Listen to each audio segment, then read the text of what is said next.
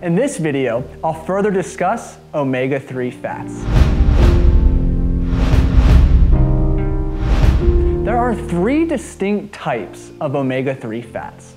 And since I cannot pronounce them very well, I will just say their acronym and let you read the names. They include ALA, EPA, and DHA. EPA and DHA are the 2 primary fatty acids found in meats, fish, and supplements. ALA is found sparingly in several different plant-based foods. EPA and DHA exert the biggest effect within your body. The remainder of our omega-3 discussion will revolve around these 2. Making a conscious effort to reduce your omega-6 to omega-3 ratio by increasing the amount of omega-3 rich food you eat may have a positive effect on your appetite, body composition, and body's ability to handle glucose.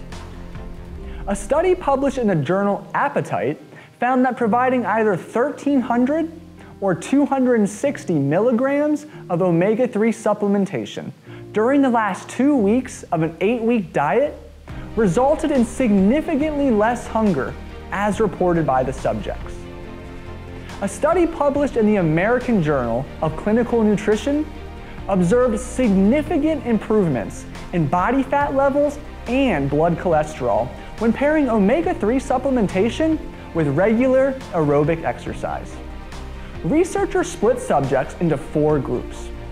Each received one of the following combinations of treatment: sunflower oil, which is high in omega-6, sunflower oil plus exercise, omega-3 supplementation, or omega-3 plus exercise. The exercise program consisted of 3 days of brisk walking for 45 minutes each week.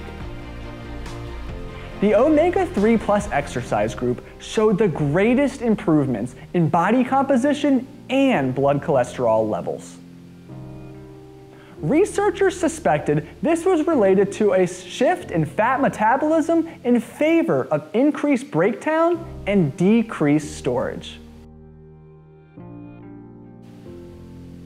A study published in Scientific Reports found that eating more omega-3 rich foods to decrease this 6:3 ratio had a positive impact on insulin sensitivity and the body's ability to utilize glucose after a meal.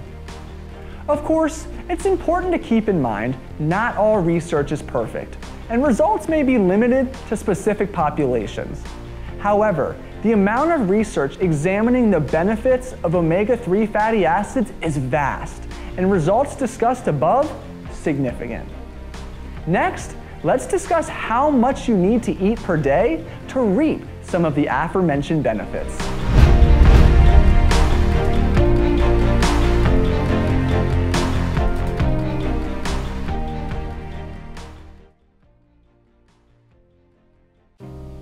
In this video, we'll discuss your omega-3 needs and how supplementation can help you get there.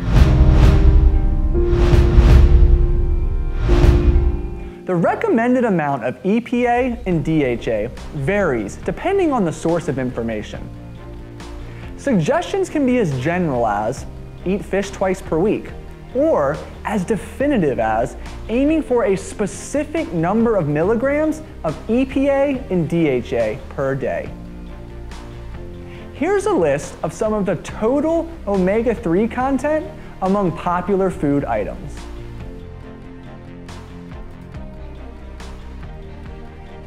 But remember, what we're really interested in is the EPA and DHA content, because ALA doesn't exert nearly the same effect. This shifts our focus to meat and fish sources, while still welcoming the nutrient-dense plant sources into our diet with open arms. While you can obtain EPA and DHA from strictly whole food sources, supplements are often the easiest way to get the right dose of these helpful fats consistently. Fish oil pills and cod liver oil are 2 of the more popular options. But be sure to double check the label before buying, as some brands contain low levels of EPA and DHA due to high manufacturing costs. Your choice of brand should contain between 500 and 1,000 milligrams of EPA and DHA per serving. For optimal absorption, take your omega-3 supplement with a fat-containing meal. For optimal keeping, store in a dark, cool place, such as the refrigerator, to prevent breakdown from light or heat. My recommendation for your daily omega-3 needs: supplement as described each day and eat omega-3 rich foods as often as you can throughout the week. Next, we'll discuss just how much fat you need to be eating in a day.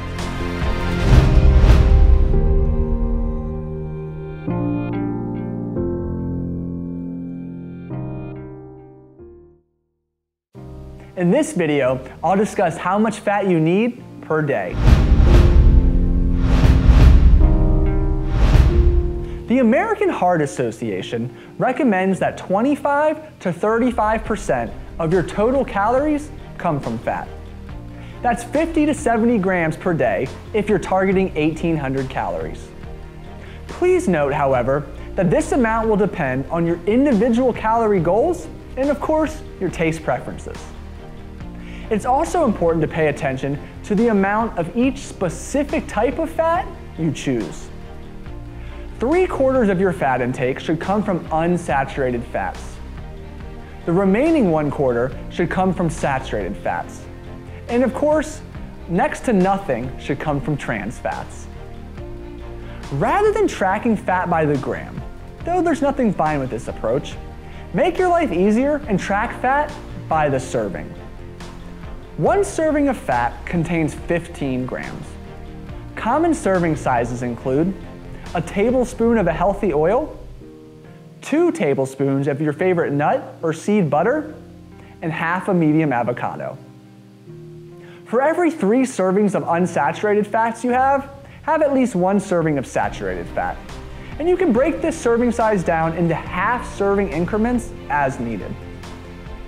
Although your daily fat goal is flexible, it's important that you do not dip too low because remember, fat, it's essential. Not taking in enough fat can have severe repercussions on your health and exercise performance. We'll talk about that next.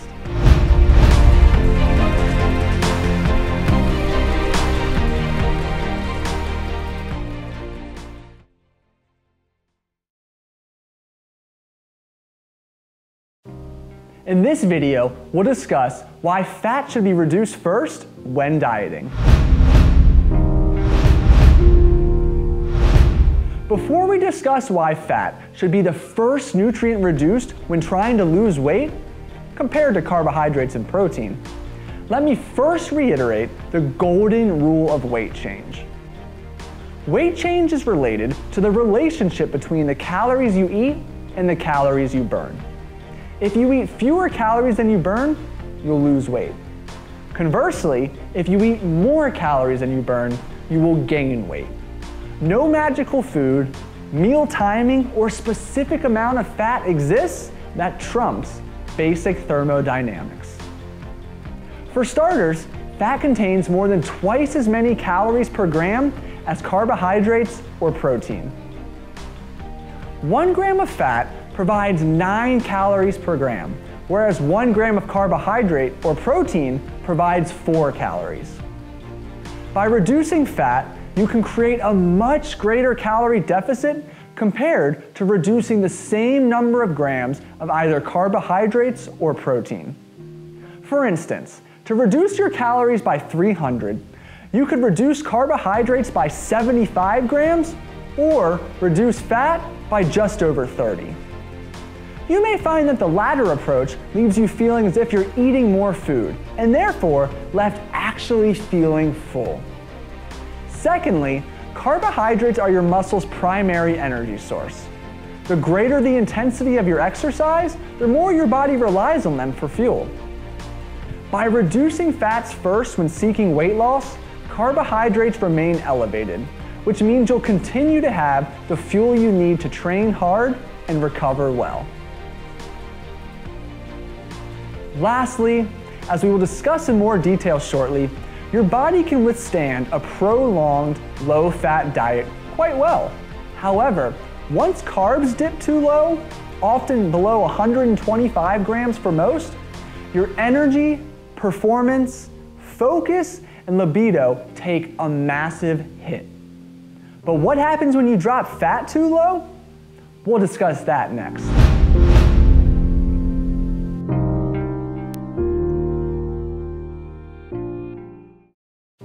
In this video, we'll discuss the consequences of eating too little. You can make a greater dent in your daily calories by reducing grams of fat versus grams of carbohydrates or protein.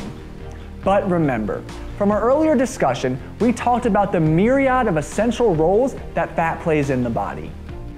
Not taking in enough fat can adversely affect hormone production, cell signaling and communication, the menstrual cycle, whole body inflammation, muscle growth and repair, and more. To make sure you avoid these consequences, do not let your total daily fat dip below 10% of your calories, especially for a prolonged period of time. That means aiming for at least 20 grams of fat if you're following an 1,800 calorie per day approach. At the other end of the spectrum, however, lies a dietary approach that encourages a whopping 75% of total calories coming from fat. And guess what? This approach has been shown to have a drastic positive impact on weight loss. Why? Because total calories matter much more than total fat. We'll talk about this approach next.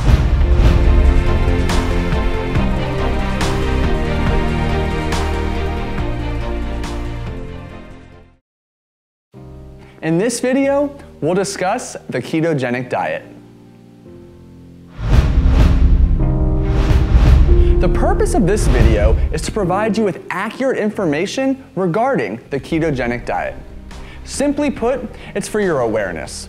However, I will also point out characteristics of people who would benefit from this approach. The ketogenic diet is a very high-fat, moderate protein, very low carbohydrate diet that originated as a treatment for epilepsy. A ketogenic diet calorie distribution needs to look as follows: 70 to 75% of calories from fat, 15 to 20% of calories from protein, and 5 to 10% of calories from carbohydrates. The goal of this approach is to rid the body of stored carbohydrates, which forces it to adapt to using fat as its primary fuel source.